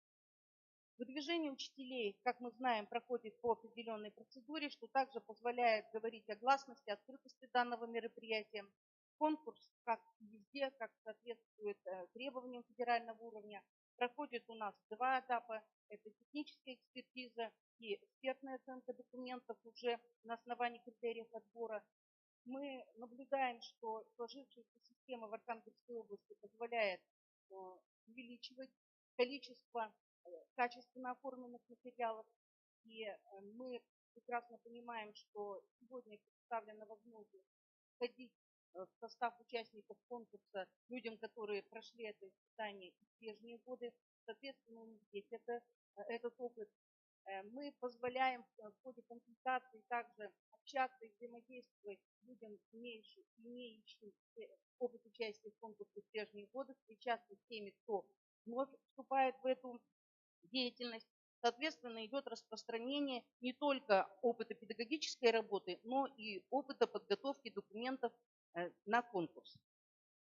На втором этапе конкурсная комиссия на основании критериев конкурсного отбора в установленном порядке процедуры организует и проводит конкурс. При конкурсной комиссии создается экспертная группа, и мы услышали, что в территориях, которые сказали об этом, это Коми Республика, ну и Санкт-Петербург пытается нам рассказать о себе, практика проведения работы еще и экспертов, помимо деятельности конкурсной комиссии, применяется. Для нас это тоже является эффективным, одним из условий эффективной оценки, поскольку наибольшее количество людей вовлечено в оценку результатов деятельности наших педагогов. В рамках целевой программы развития образования и науки Архангельской области на 13-20 годы, уже не первый год в регионе, в целях стимулирования деятельности других педагогических работников проводятся конкурсы на получение денежного поощрения не только учителями, как я уже сказала, но и воспитателями, реализующими основную общеобразовательную программу дошкольного образования, а также лучшими педагогами дополнительного образования и тренерами-преподавателями. Опыт этих категорий педагогов также изучается и распространяется. Мы, я думаю, вступили чуть раньше, чем Коми Республика, в региональную программу. После того, как был дан старт в 2006 году, с 2007 года у нас уже своя региональная программа по поддержке за счет средств регионального бюджета активно развивается. Ежегодная поддержка на конкурсной основе лучших педагогических работников региона содействует повышению открытости образовательных систем, их восприимчивости к запросам граждан и общества. Это достигается тем, что, с одной стороны, выдвижение педагогов на конкурс на получение денежного поощрения осуществляется с их согласия коллегиальным органам управления образовательной организацией. С другой стороны, тем, что к экспертизе конкурсных материалов привлекаются представители широкого спектра общественности, а с 2015 года еще и представители профессиональных объединений работодателей, родителей законные представители обучающихся, которые способны с различных позиций оценить конкурсные материалы претендентов. Поэтому их выводы представляют несомненный интерес как с точки зрения выявления позиций разных слоев общества по вопросам стратегии развития школьного образования, так и с точки зрения совершенствования отдельных направлений деятельности образовательных организаций. Работа эксперта по оценке качества образования в ходе конкурса на получение денежного поощрения лучшими педагогическими работниками заключается в установлении качества образовательного процесса по его характеристикам, для которых не существует стандартизированного эталона. Так, например, оценивание инноваций эксперт в большинстве случаев должен опираться на свое мнение о качестве, и, как предполагается, его ответ будет служить гарантией правильной и достоверной оценки. Для подготовки экспертов к оценке вот таких сложных явлений по сложным критериям, о чем сегодня говорили учителя в Коми Республике, мы говорим, что нужно готовить не только учительство к подготовке данных документов, но, естественно, и самих экспертов. Тем более, что они сегодня представляют ту общественность, которая, может быть, недостаточно знает о тенденциях педагогической науки, на что ссылаются данные критерии, включающие такое понятие, как инновационность. Поэтому у нас традиционно проходят семинары как в дистанционной, так и в очной форме для подготовки экспертов в данной работе. Ну и мы проводим с ними разъяснительную работу и консультацию в ходе самого процесса конкурса, когда возникают у них вопросы. В Архангельской области помимо конкурсной комиссии в состав экспертов, которые оценивают наши материалы участников конкурса, включаются и требования, которые следующим образом звучат. Они, эксперты, должны принимать активное участие в деятельности гражданского института, от имени которого они выступают, то есть это авторитетные люди, имеют опыт практической деятельности в органах государственного общественного управления образованием на различных уровнях, обладают общественным и административным доверием, авторитетом, способны к проведению аналитической работы для представления обоснованных и объективных выводов о результатах экспертной оценки. И вот когда мы проводим семинары или курсы для экспертов, собственно, мы в зачетном мероприятии и оцениваем возможности теми или иными требованиями руководствоваться данным видом. Состав экспертов ежегодно обновляется, и организации, которые представляют экспертов нашей Архангельской области, представлены следующими объединениями. Во-первых, это профессиональные, связанные с системой образования. Мы всегда вместе с Архангельской межрегиональной организацией профессионального союза работников народного образования и науки Российской Федерации работаем. Они входят как в состав экспертов, так и в состав конкурсной комиссии. У нас очень активно работает на территории Архангельской области, уже десятилетие мы отметили, Архангельский областной клуб «Учитель года». Я хочу, уважаемые коллеги, пользуясь случаем, сказать, что мы очень следили за результатами и за самим конкурсом «Учитель года», который вчера был завершен в Кремле. И я хотела бы поздравить санкт-петербуржцев, потому что их учитель стал победителем данного конкурса. Мне кажется, что нашему Северо-Западу стоит объединиться не только в подготовке и проведении конкурсов на денежное поощрение, но и в конкурсе, в том числе «Учитель года», чтобы наше с вами представительство в пятнашке все-таки было наиболее заполненным. Сегодня мы там с вами недостаточно представлены, на наш взгляд. И в составе экспертов также, кроме того, что есть представители учительства, совет ректоров вузов Архангельской области, совет директоров средних специальных учебных заведений Архангельской области, совет директоров образовательных учреждений муниципального образования Северодвинск. Вот они уже 2 года представляют своих коллег в составе экспертов и даже в составе конкурсной комиссии. Молодежные организации, мы также опираемся и на их опыт, и у нас есть содружество детей Беломорья, которое представляет себя в качестве экспертов. Архангельский городской штаб школьников имел такой опыт работы с нами, Совет женщин Архангельской области, Общественная палата Архангельской области, она достаточно представлена в конкурсной комиссии в том числе. Есть общественный совет при Министерстве образования и науки Архангельской области, его представители, его председатель входит в состав конкурсной комиссии, в состав экспертных групп. Ломоносовский фонд. Хочу сказать отдельно, что Ломоносовский фонд – это та общественная организация, которая на территории нашей области организует конкурс на получение общественной награды, называемой «Достояние Севера». И радостно, что уже на протяжении 2 последних лет, кроме того, что у нас не 1 год выделяются школы, в том числе школы-победители прежних лет. Помните, у нас в приоритетном национальном проекте были школы-победители. Сейчас это школы, которые входят в рейтинг лучших школ России. Но еще выделяют и как раз победителей конкурсов на денежное поощрение лучших учителей. То есть «Достояние Севера» достается людям, которые получали такое признание уже и в нашем с вами конкурсе. Далее у нас есть региональная общественная организация «Приемная семья». Очень активные родители принимают участие в нашей деятельности. Региональное отделение общественной организации «Возрождение российской культуры» 6-го года работает с нами. Добровольное культурно-просветительское общество «Норд» 6-го года работает с нами. То есть есть уже тенденции, есть опыт традиционный, но есть и какие-то новые явления, которые, конечно, не без участия организаторов на федеральном уровне у нас происходят.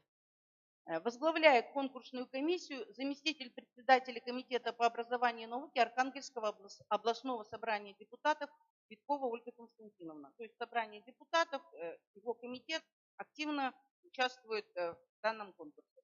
Лишь широкое представительство можно рассматривать как начальное условие того, что эксперты будут обладать достаточной заинтересованностью и компетентностью. Кроме того, мы используем, конечно же, вот такое широкое участие экспертов и представительство широкой в конкурсной комиссии в качестве людей, которые разъясняют, пропагандируют эти конкурсы, то есть это работа людей, которые достаточно публичны и имеют возможность говорить о нашем с вами общем деле в разных аудиториях. Все эти факторы значительно повышают ответственность, которая ложится на экспертов, а также требования к их подготовке. Чтобы выбрать из значительного количества претендентов относительно небольшое число победителей, эксперты недостаточно просто формально почитать баллы по показателям региональной оценочной системы, они обязательно должны оценить и качество материалов, а также быть уверенными в их достоверности.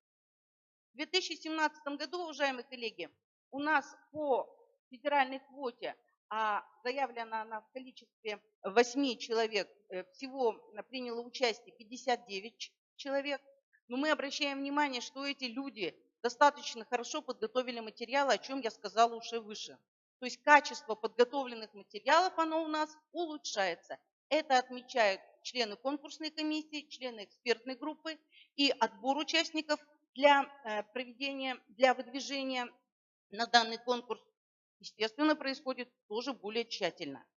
Из 59 учителей у нас были 7 из городов и 20 из районов Архангельской области. Почти все муниципальные образования выдвинули своих представителей на данный конкурс. Победители стали учителя из городов Архангельской области. Мы имеем опыт и активной деятельности учителей сельских школ, но вот в этом году так сложилось, что городские школы в большей степени представили победителей.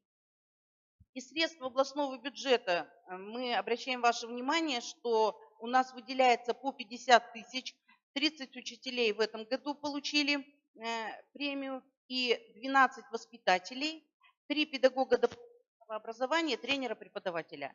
Их участие в конкурсе уже проходит, как я вам сказала, с 2007-го учителя на региональном уровне, с 2008-го воспитатели дошкольных образовательных организаций, педагоги дополнительного образования, тренеры, преподаватели.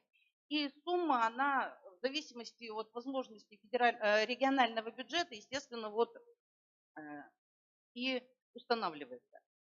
Ну и, уважаемые коллеги, хотелось бы сказать, что опыт работы с участниками конкурса на денежное поощрение, он представлен уже несколькими сборниками. В нашей библиотеке эти сборники пользуются популярностью. Мы всегда говорим педагогам, что можно посмотреть материал и прежних лет, но по последним требованиям, критериям у нас появился сборник, который носит свое название, соответствующие тому теме выступления, с которым я вот перед вами сегодня представляю опыт Архангельской области. Данный сборник, уважаемые коллеги, мы предлагаем своим учителям. Там есть конкретные материалы учителей по всем критериям, то есть те сложности, которые они испытывают при подготовке материалов, они могут, собственно, эти сложности, свои затруднения все решить с помощью, в том числе и вот нашей методической помощью. Институт открытого образования подготовил несколько материалов в подарок, извините, организаторам. И я сейчас вам, собственно, как раз и подарю наши сборники. Может быть, этот опыт кому-то пригодится. Портал образования Архангельской области, ссылка на него есть. Я не буду затруднять сегодня внимание наше для того, чтобы войти, но тем не менее мы имеем возможность нашим учителям давать такой материал и на портале, куда также опыт учителей, прямо разработки, согласие учителей мы вносим для обсуждения. Обращаю внимание, что проведенное исследование говорит о том, что качество конкурсных материалов во многом зависит от результативности работы учителя. Но в немалой степени понимание содержания отчета экспертами связано с качеством изложения материалов и удачным выборе способа их представления. Умение проанализировать и представить свою деятельность – один из наиболее убедительных признаков профессионализма учителей. Ну, мы этим как раз и занимаемся. Институт открытого образования является региональным оператором по организации и проведению конкурса учителей на денежное поощрение. Спасибо.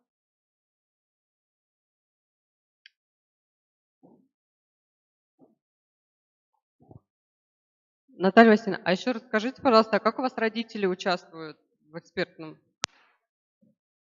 Как они ставят оценки, как у них расхождение?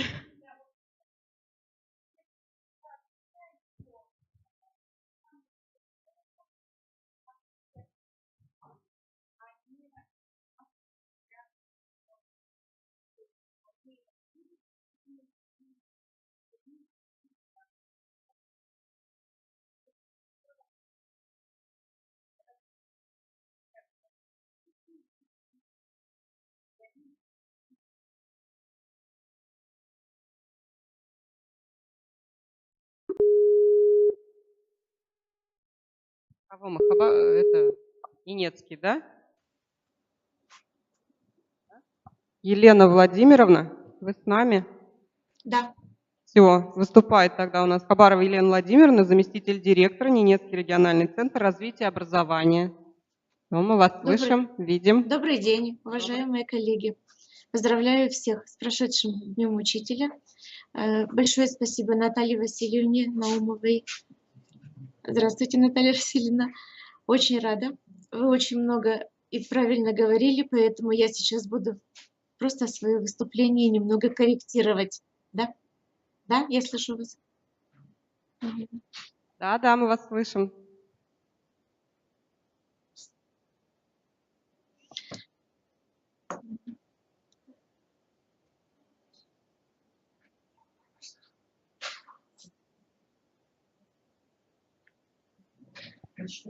Да, Елена Владимировна, мы вас слышим, говорите. Да. Конкурсная комиссия в нашем Ненецком автономном округе создается распоряжением Департамента образования, культуры и спорта Ненецкого автономного округа. В этой конкурсной комиссии у нас 12 человек. Также у нас создается еще и состав экспертной группы, в которой у нас 14 человек. Я говорю... Вы меня слышите, да? Да, все хорошо, говорите. Звук отстает.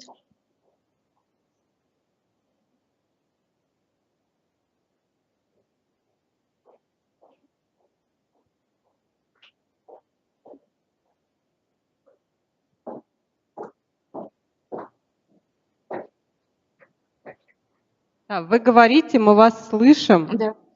Работа конкурсной комиссии осуществляется на базе государственного бюджетного учреждения Ненецкого автономного округа, Ненецкий региональный центр развития образования. В своей деятельности конкурсная комиссия руководствуется действующими нормативными правовыми актами федерального и регионального уровня и положением, которые тоже созданы у нас. Экспертная группа, которая состоит, я уже повторяюсь,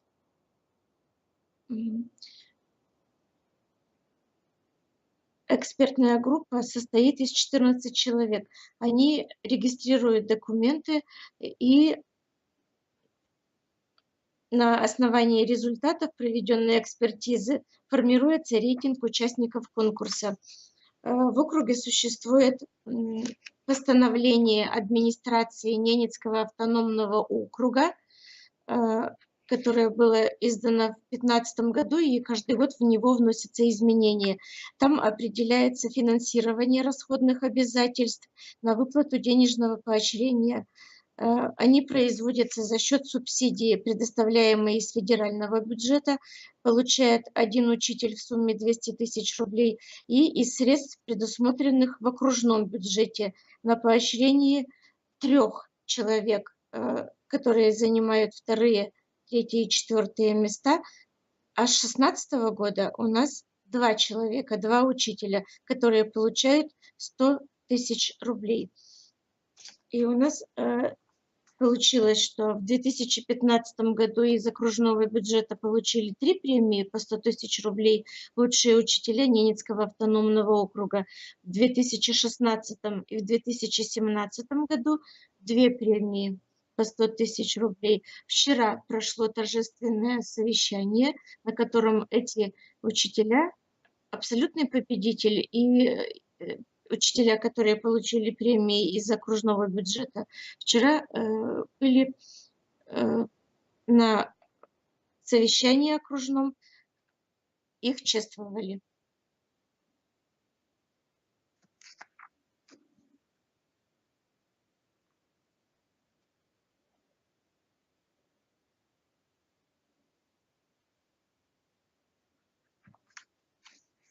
Все, да, ваше выступление закончено? Да, учителя, которые у нас получили абсолютный победитель, это учитель биологии искательской школы Гвоздева Ольга Алексеевна. А второе и третье места у нас это Жолоб Елена Викторовна, учитель английского языка школы номер 4, и учитель начальных классов Макарова Зинаида Александровна из Ненецкой средней школы-интернат. Спасибо. Спасибо большое, да, Елена Владимировна. Спасибо за опыт, что поделились. Спасибо. Спасибо.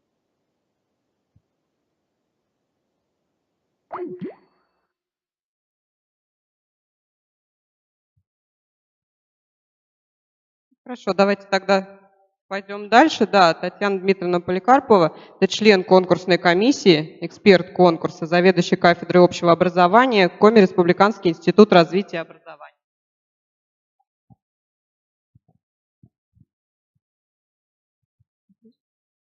Здравствуйте, уважаемые коллеги. Позвольте присоединиться к тем поздравлениям, которые сегодня прозвучали в связи с нашим профессиональным праздником, и пожелать нам дальнейшей плодотворной работы.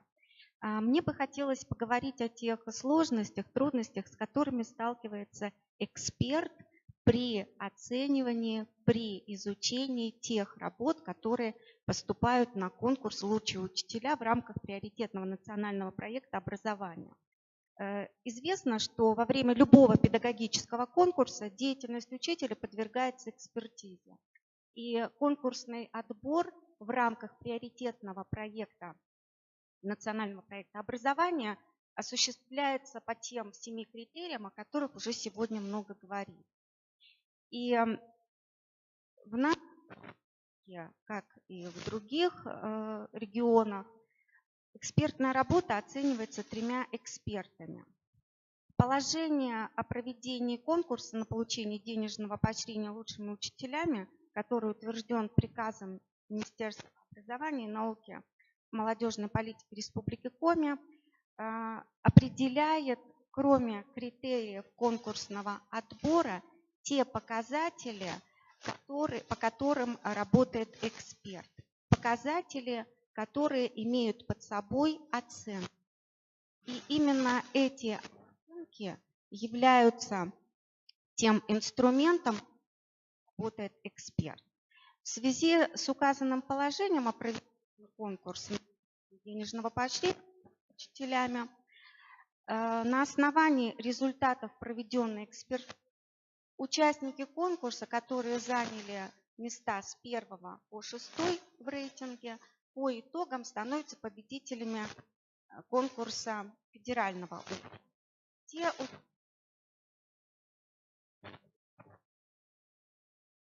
конкурса республиканского уровня.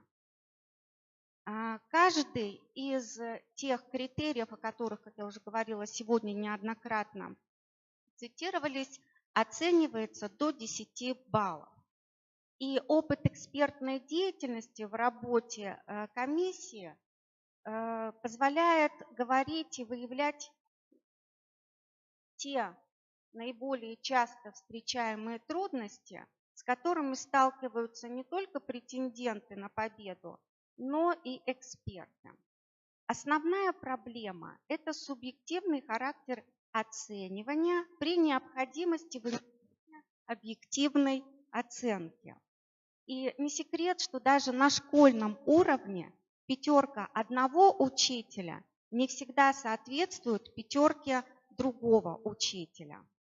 Ряд критериев, который получил конкретизацию в Республике Коми показателях, в зависимости от 3 уровней их представленности, от низкого до высокого, имеет оценивание от 0,1 до 1 балла, это низкий уровень, соответственно, 1,1-2 балла – средний уровень и 2,1-3 балла – это высокий уровень представленности показателя. При этом выбор десятичного или целого балла зависит полностью от оценки эксперта, так как, собственно, конкретизация данного деления шкалы в ряде случаев не предусмотрена. В итоге разрыв оценки, об этом же говорила сегодня Наталья Владимировна Якимова, может составлять достаточно большой разрыв. И это получается в том случае, если один эксперт оценивает по минимальному значению данного показателя, а второй эксперт по максимально возможному. Другой проблемой, связанной с объективностью оценки, в конкурсных материалах абсолютных и относительных величин. Так, например, доля успешно обучаемых может исчисляться как от десятка, сотни обучаемых, так и до 1000. Естественно, что во втором случае учителю сложнее получить успешный результат, соответственно, эксперту сложнее оценить данного претендента. И самой серьезной в статистическом плане проблемой эксперта является отсутствие эталона как теоретического, так, собственно, и эмпирического, поскольку необходимо выбрать лучшего учителя среди участников этого курса, а эксперт не имеет возможности познакомиться с опытом, описанным у всех претендентов. Это уже условия конкурсного отбора. Для того, чтобы увеличить максимально объективность оценивания, необходимо проводить предварительную работу с экспертами, независимо от того, являются ли они профессионалами или общественниками. И такая работа может проводиться по типу тех конкурсных экспертных мероприятий, которые проводятся с учениками. Например, тот же самый конкурсный отбор на Олимпиаду, когда экспертная группа проводит контрольное оценивание материалов. То есть все эксперты оценивают и видят анализ одной и той же работы.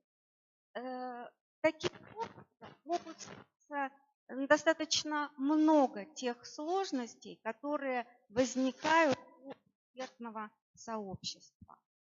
Несмотря на указанные сложности, тем не менее, конкурс позволяет выявить лучшие практики среди учителей и представить трансформацию. И, наверное, эти все процедурные сложности, дело организации на конкурс, и снятие их, и проведение каких-то мероприятий предварительно, все это решаемо, будет способствовать эффективности работы как конкурсной, так и эффективности представленности тех материалов, которые готовят учителя. Спасибо.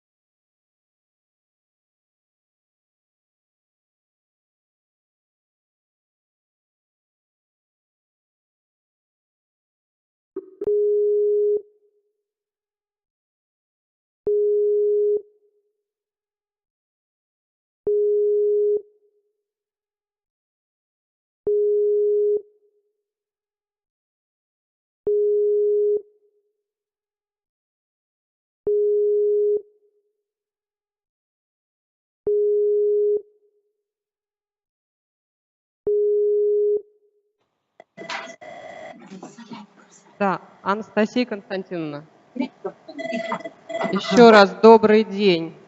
Вторая попытка вебинаре со Степаном как раз позвонил.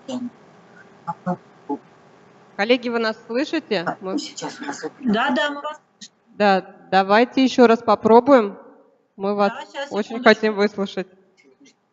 У меня слово. Сейчас подойдет специалист, секундочку. Сейчас приведу. Коллеги, добрый день. Извините, что так получилось. И я все-таки еще один раз напомню о том, что я хочу вас поставить в известность о том, что у нас случилось в связи с теми изменениями, которые произошли в законодательстве на уровне Федерации.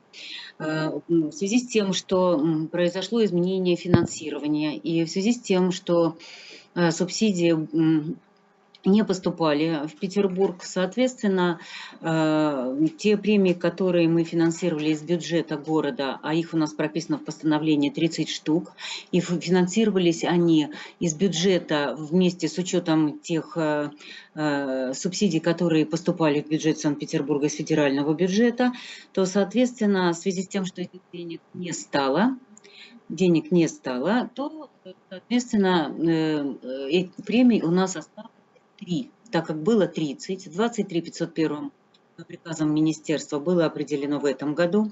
Соответственно, только... Извините, пожалуйста. Анастасия Константиновна, вот этот звонок, это что значит?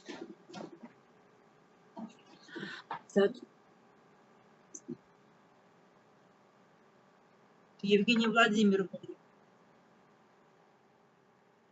Коллеги, мы слышим вас. Вы с нами? Мы вас слышим, а вы нас слышите? Очень хорошо, да, продолжайте.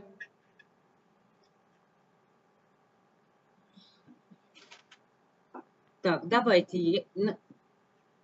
Начинаю. Да, продолжайте, мы слышали начало уже.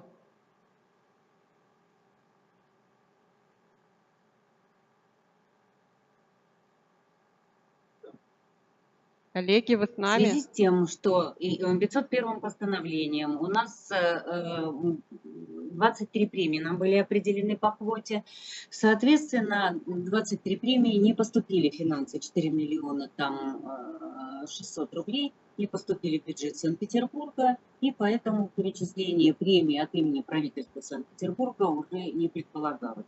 В связи с чем финансирование у нас осталось на 8 премий, предусмотренных программой развития образования в Санкт-Петербурге. Для того, чтобы поощрить педагогов и для того, чтобы не допустить уменьшения количества премий именно правительства Санкт-Петербурга, Комитетом по образованию было вынесено решение губернатором, соответственно, губернатором Санкт-Петербурга Георгием Сергеевичем Полтавченко, это решение было одобрено. Мы оставили 30 премий, которые мы профинансировали из бюджета Санкт-Петербурга. Таким образом, в Санкт-Петербурге вместо 30 премий, которые мы уже вручали на протяжении многих лет, было вручено 53 премии. 23 из федерального бюджета и 30 премий из бюджета Санкт-Петербурга. Я с вами. И я вас слышу. А я продолжаю, вам сейчас придет звук.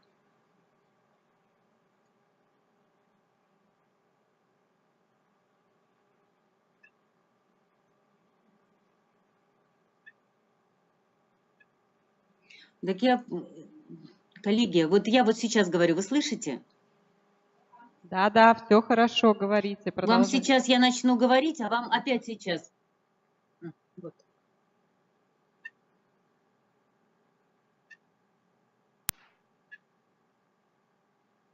У нас просто идет запаздывание звука, мы вас прекрасно слышим, продолжайте.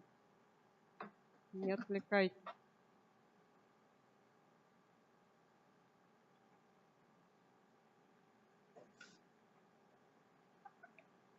Вы не смотрите на трансляцию, которая идет, у вас там звук немножко запаздывает, мы вас слышим, продолжайте.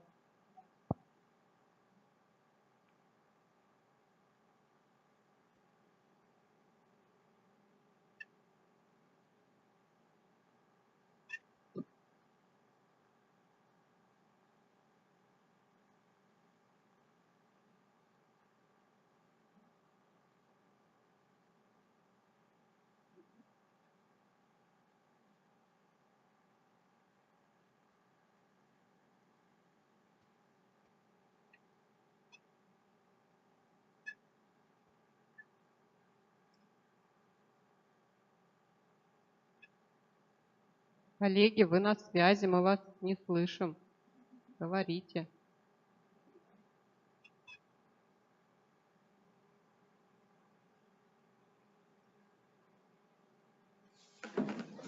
Настя, куда ты ушла? Я уже закрыла.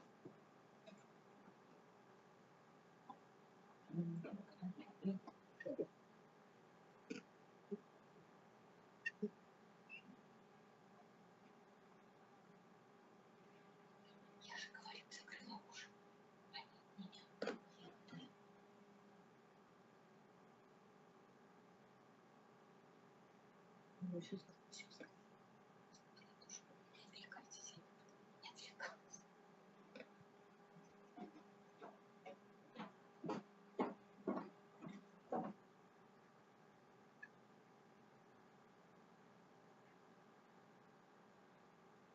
Так, коллеги, я тогда подвожу итог. У нас все выступающие, естественно, всех мы заслушали. Кто-то пытался нам рассказать, но я думаю, нам пришлют в электронном виде доклад, и мы тогда уже разошлем. Да, соответственно, всем спасибо за выступление, за подготовку, за участие. Очень было полезно, интересно послушать. Естественно, мы рассылали анкеты-опросники для всех регионов. По результатам этих анкет мы будем формировать описание лучшей практики. У нас будет формироваться сборник лучших практик по проведению конкурсного отбора. Соответственно, мы будем предварительно сообщать, да, кто у нас попадет в лучшую практику, и будем запрашивать некие дополнительные документы для формирования описания. Практика будет размещена как раз на портале ФЕД-проект, она в электронном виде будет сделана, будет разослана также во все субъекты Российской Федерации. Также, опять же, повторюсь, да, приглашаю всех на конференцию, будем рады вас же там увидеть, услышать. Всем спасибо. До свидания.